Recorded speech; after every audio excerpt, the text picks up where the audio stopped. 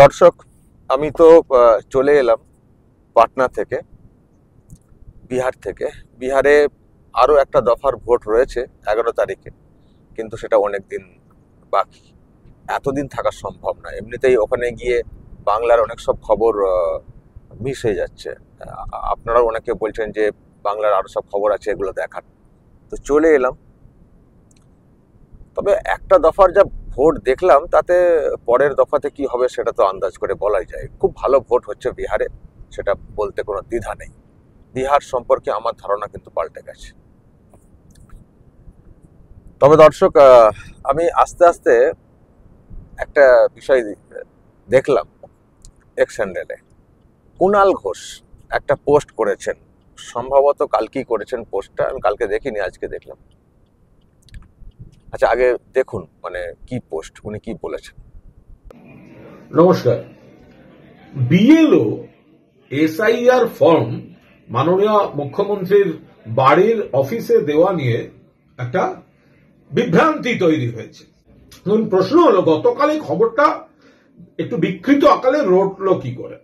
তো একাধিক জায়গা থেকে বিষয়টার থেকে পাওয়া যাচ্ছে যে সেটা একটি সংগঠন, তারা নাম বলছেন ভোটকর্মী ও বিএলও ঐক্য মঞ্চ, এরকম নামে কোন একটি সংগঠন গতকাল বাছাই কিছু সংবাদ মাধ্যমে একটা প্রেস রিলিজ পাঠায়, এবং সেই প্রেস রিলিজে পরিষ্কার এই এই এই লেখা থাকে, অমুক বিএলও নামেই তিনি এই করেছেন, লেখা থাকে। আমরা সাধারণত প্রেস রিলিজ বিষয়টাকে এখনো সংবাদ মাধ্যমে মান্যতা দেওয়া হয়, কারণ একটা মর্যাদা আছে যে বিভিন্ন সংগঠনের আলাদা দৃষ্টিভঙ্গি হলেও মূল ঘটনাটা মিথ্যা লেখা হয় না। কিন্তু এক্ষেত্রে উদ্দেশ্য প্রণোদিত প্রচার হয়েছে, তার থেকে এই বিভ্রান্তি তৈরি হয়েছে। তো আজ দেখলাম যে কয়েকজন প্রশ্ন তুলেছেন, তাহলে জাগো বাংলায় কেন ভুল? আরে জাগো বাংলার সাংবাদিকরা তো মঙ্গল গ্রহ থেকে আসে না।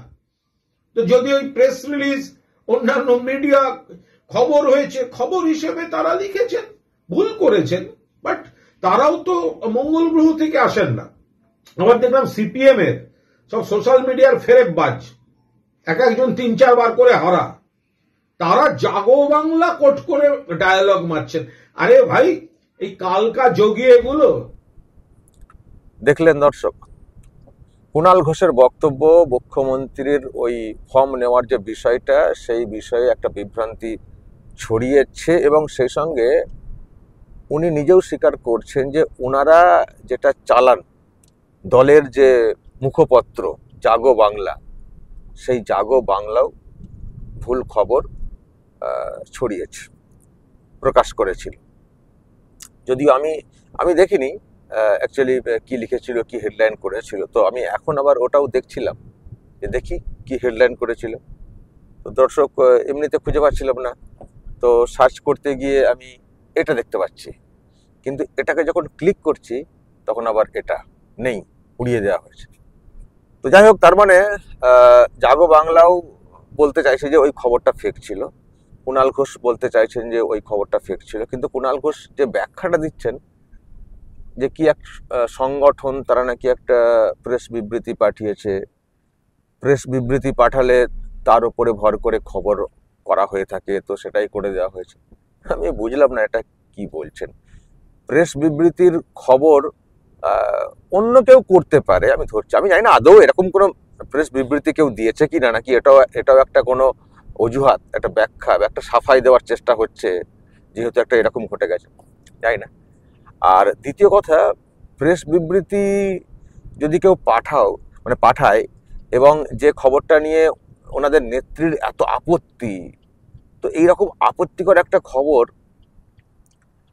কেউ পাঠিয়ে দিল, আর সেটাকে কোনো ক্রস চেক না করে দলের মুখপত্র সেটাকে প্রকাশ করে দিল, এটা কেমন একটা অবিশ্বাস্য লাগছে না? তো এখন উনি বলছেন যে এরকম ব্যাপার,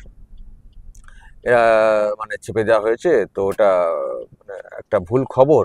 আবার সেটা নিয়ে অনেকে প্রশ্ন তুলছেন বলে উনি আবার নানান সব মন্তব্য করছেন, ওনার আবার যাকে যা টার্গেট সেইভাবে ব্যাখ্যা দিচ্ছেন।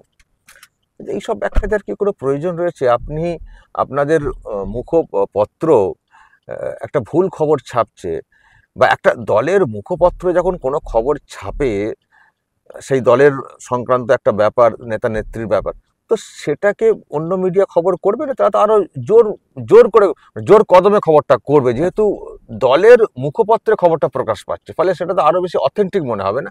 তো সেই জন্য অনেক মিডিয়া করেছে হয়তো পরের দিকে। কিন্তু এখন তো মানুষ তো বলছেন না, যে কি বলছেন, যে আসলে গতকালকে ওনাদের নেত্রী উনি একটা পোস্ট করেছেন, পোস্ট করে বলেছেন যে যে মানে ফেক খবর, এরকম কোনো ব্যাপার না। বিএলও তারা তাদের কাজে এসেছিলেন, তো দিয়ে গেছেন অফিসে, আমি এখনো ফর্ম পূরণ করিনি, যখন সবার হয়ে যাবে তখন করব। আর মিডিয়াতে সব ফেক খবর ছড়ানো হয়েছে, উদ্দেশ্য প্রণোদিতভাবে এই খবর ছাপা হয়েছে, মিথ্যা অপপ্রচার, এটা নেত্রী বলেছে। তো তারপরেই কুণাল ঘোষ ব্যাখ্যাতে বসেছেন, যেটা বুঝতে পারছি।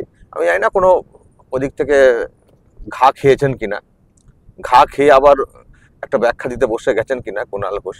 কিন্তু প্রশ্ন তো অনেকগুলো উঠবে না, যে একটা দলের মুখপত্র খবর ছাপছে, সেটা ছেপে দিল, কেউ একটা কি পাঠালো, কে উদ্দেশ্য নিয়ে পাঠালো, উদ্দেশ্য একটা কি অপপ্রচার নাকি বলা হচ্ছে না, উদ্দেশ্যমূলক অপপ্রচার। তো অপপ্রচার কেউ করালো, আর আপনার দলের মুখপত্র সেটা ছেপে দিল, তারা ক্রস চেক করবে না ঠিক না ভুল, নাকি খবরটা ঠিকই। কিন্তু এখন যেহেতু অনেকে প্রশ্ন তুলছেন মানে পরবর্তী সময় থেকে, যে নেত্রী এদিকে বলছেন এসে আর করবো না, করতে দেব না, তারপরে কাগজ দেখাবো না, তারপরে এসআর নাম শুনলেই চিৎকার হচ্ছিল, আর নিজেই বিএলওর হাত থেকে ফর্মটা নিয়ে ফেললেন। ফলে মানুষ যেহেতু প্রশ্ন তুলছেন, সেই জন্য কি এখন সব কিছুকে একটা মানে ধামাচাপা দেওয়ার চেষ্টা, মানে পুরো নজরটাকে ঘুরিয়ে দেওয়ার চেষ্টা, সেই জন্য এখন সবাই মিলে নেমে পড়েছেন। নেত্রী একটা পোস্ট করলেন, তারপর জাগো বাংলাতে যেহেতু খবরটা প্রকাশ পেয়েছে, ফলে জাগো বাংলা নিয়ে মানুষ প্রশ্ন তুলছেন, সেই জন্য কি আরও একটা যুক্তি খাড়া করে, যে কে কোনো একটা সংগঠন প্রেস বিবৃতি দিয়েছে বলে টলে, মানে জাস্ট মানে চাপা দেওয়ার চেষ্টা হচ্ছে। জানি না কি হচ্ছে, তবে আমি কালকেই বলেছি যে এটুকু পরিষ্কার, যে দিদিমণি মানে ফর্ম নিয়েছেন, পূরণ করেছেন কি করেননি সেটা অন্য বিষয়ে, নিয়েছেন, তিনি কিন্তু রিফিউজ করেননি, নিয়েছেন। এবং এটাও বলছেন না যে আমি পূরণ করবো না, বলছে সবার হলে আমি করবো। আমি কালকে বলেছি সবার হলে করব, সবার হলে ফর্ম পূরণ করতে গেলে তাহলে কিন্তু খসড়া তালিকাতে কিন্তু নাম প্রকাশের কথা না, কারণ সবার ফর্ম ফিল আপ তখনই হবে যখন ওই হিয়ারিং পর্ব হবে, কারণ অনেকের নাম থাকবে না, তারা হিয়ারিং পর্বে যাবে, তারা আবার ফর্ম ফিল আপ করবেন, সবার নাম উঠতে এখন অনেক সময় লাগবে।